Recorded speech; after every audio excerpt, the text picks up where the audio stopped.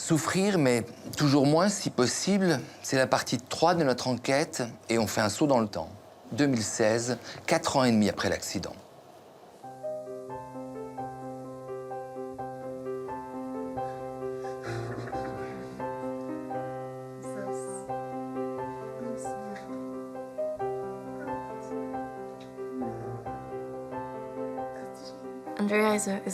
Andrea est une très bonne amie. Elle était gravement blessée aux jambes.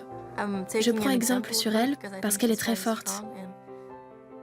Elle m'a beaucoup aidée. Elle a toujours été là pour moi et ça compte beaucoup à mes yeux. Andrea a eu une très longue période de guérison. Ça lui a pris des mois, des années pour retrouver sa force.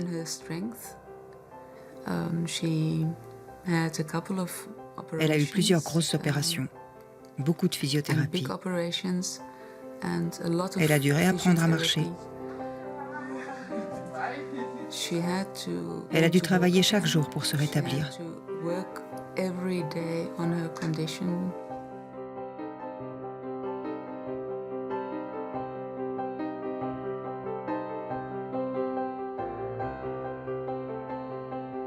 Plusieurs enfants, dont Brit, qui était la première à quitter les lieux de l'accident. Et Brit, c'était une question de survie, qu'on devait la faire partir le plus vite possible. Et Brit a pu reprendre son activité de basketballeuse.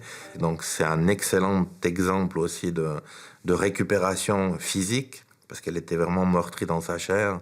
Et puis au niveau du moral. Donc c'est des enfants qui sont très forts dans leur tête. Hein.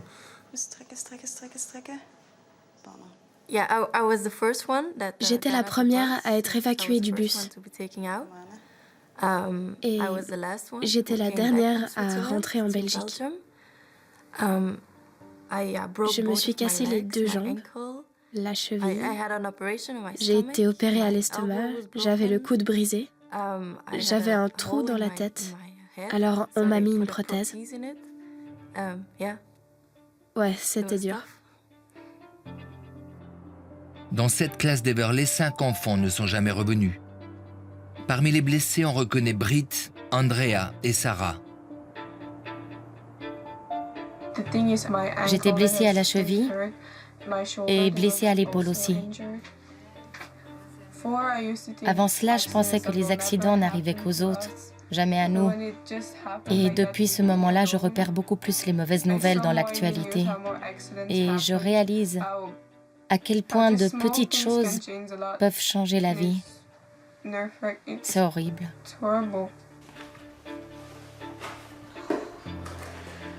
Andrea n'est pas encore prête à témoigner, mais cela viendra.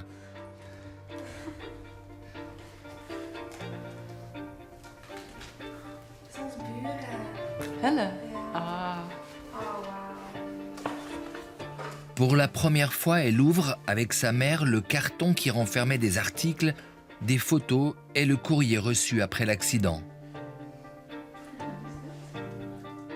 Andrea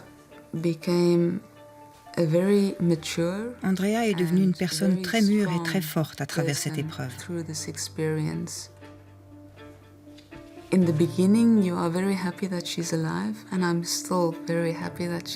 Au début, nous étions très heureux qu'elle soit en vie, et je le suis toujours, bien sûr.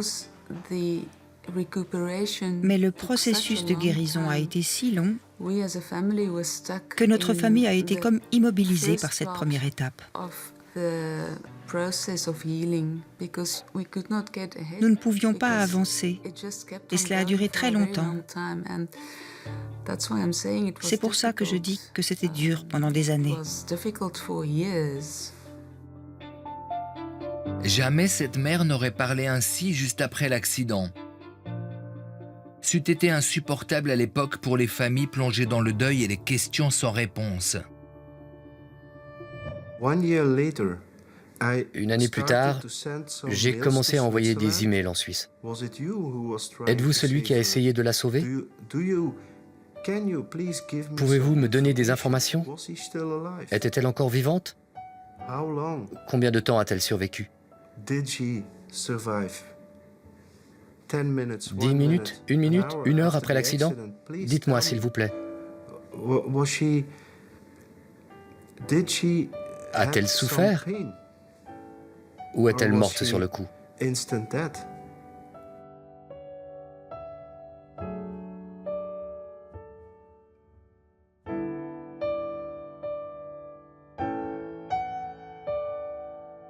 On avait été invité par le maire pour l'inauguration de ce monument à ces enfants décédés.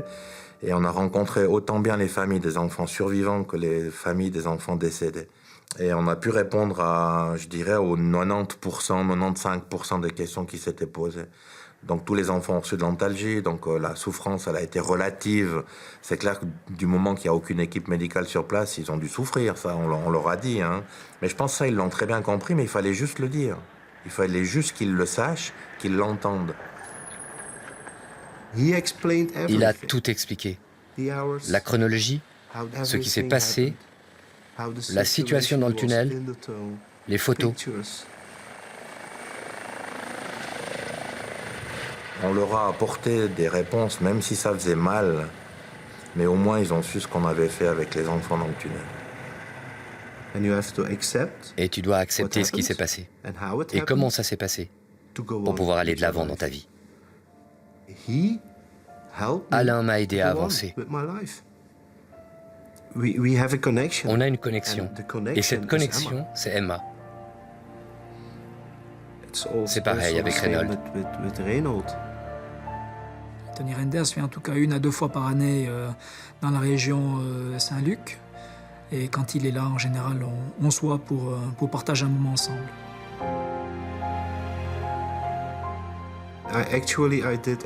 J'ai fait tout ce qu'elle a fait en Suisse. J'ai marché sur ses pas jusqu'au Weisshorn. Je suis allé voir son lit. L'endroit où ils ont fait un barbecue sur la montagne. La cabine qu'ils ont empruntée pour monter sur les pistes.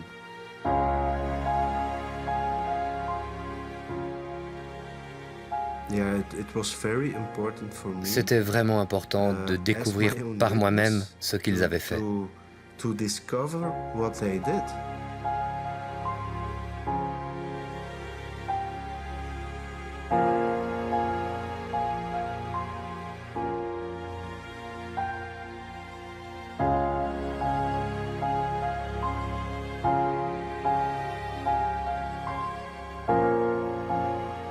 Il faut parfois des réponses rassurantes pour pouvoir faire son deuil.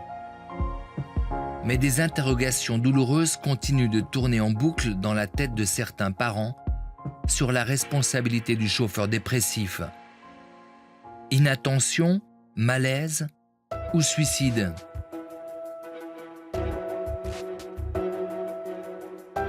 C'est pas possible de faire cette trajectoire par hasard ou par une erreur de conduite. Notre chauffeur a changé les doses d'antidépresseurs et je ne sais pas si lui, il le voulait ou il a eu une psychose parce qu'il a pris des antidépresseurs. C'est possible. On a besoin de savoir plus. On s'est aperçu que les causes de l'accident tournaient autour du chauffeur, ça c'est une certitude. Cette personne est décédée, la procédure pénale se termine. Et si j'avais considéré qu'il y avait des mesures d'enquête qui auraient permis d'apporter toutes les réponses aux questions que se posent certaines de ces familles, eh bien on les aurait mises en œuvre. Je suis intimement convaincu que ce n'est pas le cas. Et ça a aussi été la décision des autorités de recours. On ne peut pas fermer le dossier, on ne peut pas le mettre à la côté et dire « Oh, ouais, on ne peut plus rien faire ». Pour la sécurité des autres, c'est trop important. De changer quelque chose pour la future, peut-être ça m'aide à rester debout. Parce que sinon, ma fille est morte pour rien. Et si on peut changer quelque chose, elle n'est pas morte pour rien.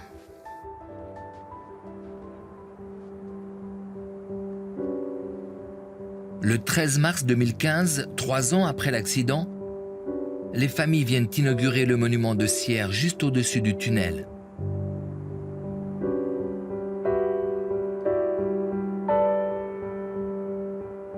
Quand on voit ses parents, on aurait voulu pouvoir tous les sauver. Hein. Mais on savait que, en voyant l'événement déjà, que que ça n'allait pas être possible. Donc on sait qu'on a fait le maximum, mais on aurait voulu faire plus encore.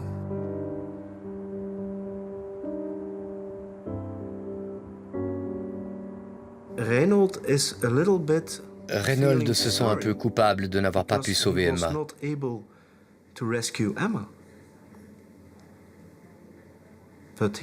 Mais il ne doit pas se sentir coupable. Ce n'était pas possible. Pour Emma, c'était trop tard. Mais il a sauvé 24 autres personnes qui sont encore en vie aujourd'hui. Et ça, c'est le côté positif. Hello, it's me. I was wondering if after all these years you lied to me, to go over everything. They say that I'm supposed to heal ya, but not much healing. Hello, can you hear me? Cérémonie de commémoration chaque 13 mars à l'église d'Everley. Sarah y interprète tous les ans une chanson d'Adèle ou de Céline Dion en hommage à ses copains disparus.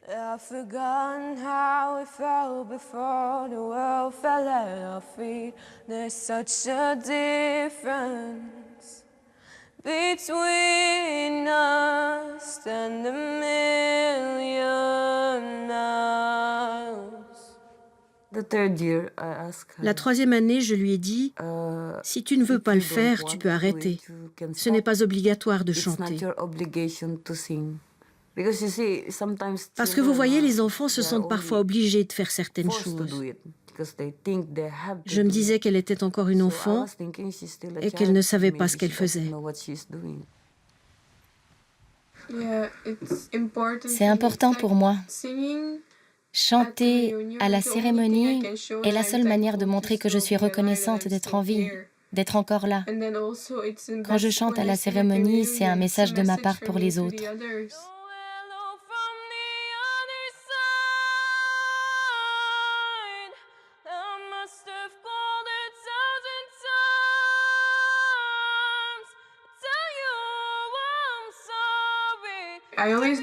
Je regarde toujours les paroles. Say something, dis « S'il te plaît, réponds-moi, es-tu encore là? J'ai besoin de toi, je ne veux pas que tu partes. » Dans la chanson « Hello », c'est du genre « Hey, je vais bien, est-ce qu'on peut se recontacter ?» Et dans « My Heart Will Go On », c'est « Je t'aimerai toujours. » Mais je dois me défaire de ce qui s'est passé pour avancer.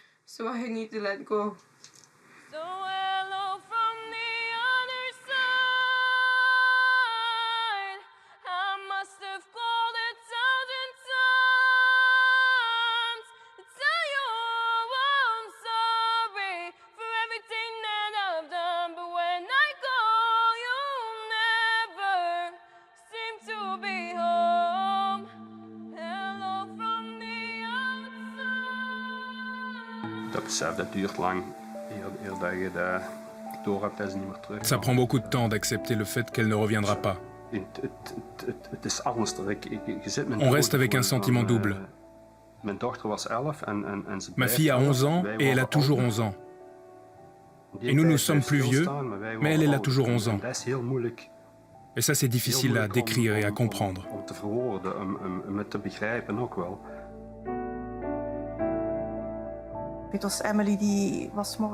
Je me souviens bien, Emily se réveillait souvent tôt le matin et venait à pas feutrés vers notre chambre.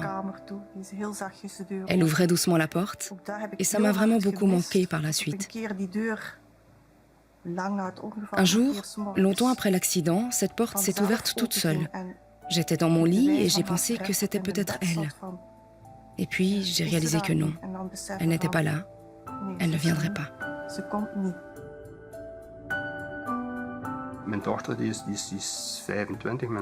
Ma fille a maintenant 25 ans et mon fils 22. Ils sont devenus adultes. Moi, j'étais déjà un adulte, mais je le suis encore plus aujourd'hui.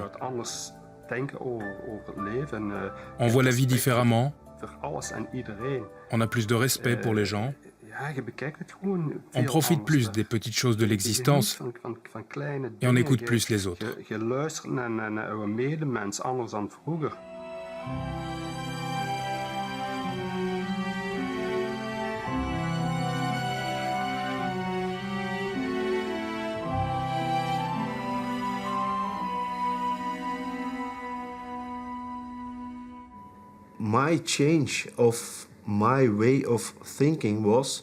Ma manière de penser a changé lorsque j'étais assis sur un banc dans un parc.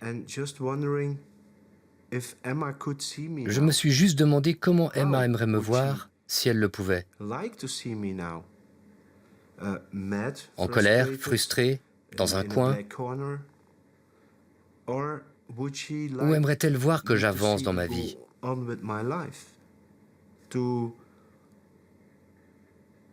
Me façonnant un nouveau futur, avec elle dans mon cœur. Ce moment-là a été une étape dans ma vie qui m'a rendu heureux et m'a donné l'énergie, la force d'aller de l'avant.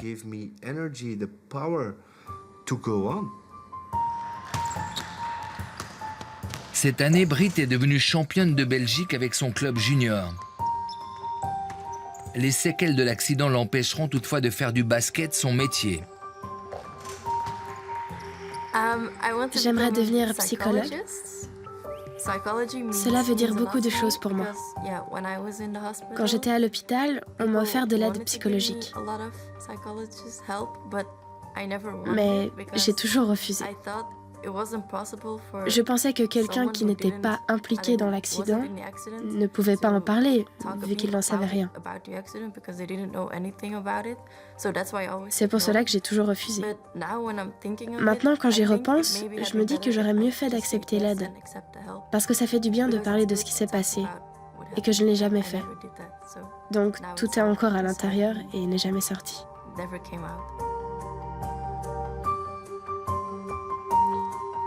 Je me sens tout le temps coupable. Je me demande ce qui se passerait si je n'étais plus en vie. Je pourrais voir ceux qui sont morts ce soir-là. Mes parents me manqueraient. Mais je suis en vie.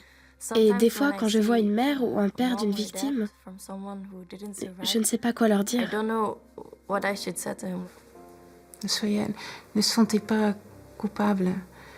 Sera heureux, essayer de faire,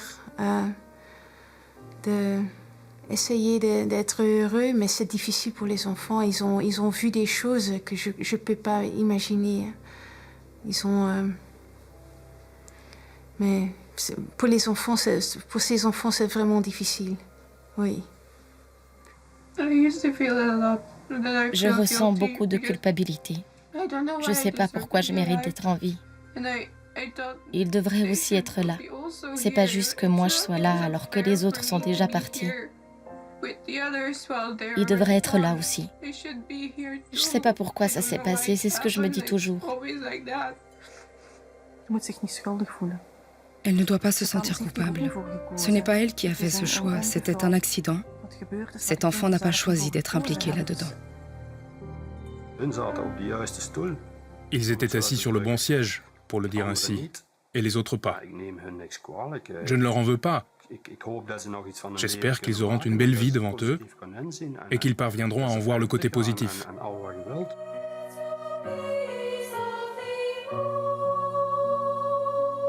Je me sentirai toujours coupable. Je sais que je ne peux rien y faire, mais c'est tellement difficile à accepter. Être en vie alors qu'ils ne le sont plus.